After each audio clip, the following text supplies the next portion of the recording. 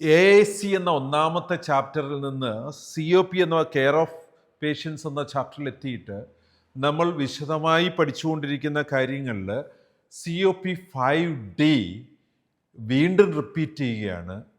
നമ്മൾ ചെയ്യുന്ന CPR related ആയിട്ടുള്ള ഈച്ച് ആൻഡ് എവരി ആക്ടിവിറ്റീസ്, അത് മോക്ക് ഡ്രില്ലായാലും റിയൽ കേസിലാണെങ്കിലും ഡോക്യുമെൻ്റ് ചെയ്യണം, അത് റെക്കോർഡ് ചെയ്യണം. എന്തിനാണ് നമ്മളിത് റെക്കോർഡ് ചെയ്യുന്നത്? നമുക്ക് ഫ്യൂച്ചറിൽ കറക്റ്റീവ് ആൻഡ് പ്രിവെൻറ്റീവ് ആക്ഷൻസ് എടുക്കുന്നതിന് അത് ഉപകരിക്കും. കാരണം ഇതൊരു എമർജൻസി സിറ്റുവേഷനെ കൈകാര്യം ചെയ്യുന്ന സാഹചര്യമാണ്. അത്തരത്തിലുള്ള എമർജൻസി സിറ്റുവേഷൻ നമുക്ക് കൃത്യമായിട്ടും മാനേജ് ചെയ്യാനായിട്ട് അത് ഡോക്യുമെൻ്റഡ് ആയിട്ടുള്ള പ്രോട്ടോക്കോളുണ്ട്, check ലിസ്റ്റുകളുണ്ട്.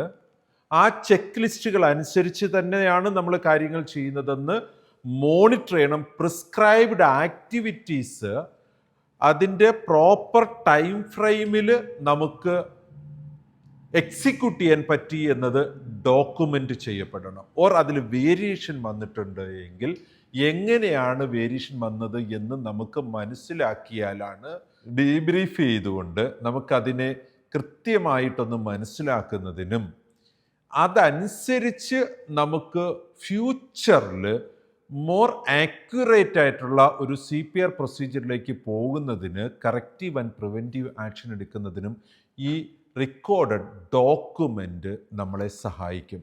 So each and every CPR events should be recorded if it is a mock drill or a live case.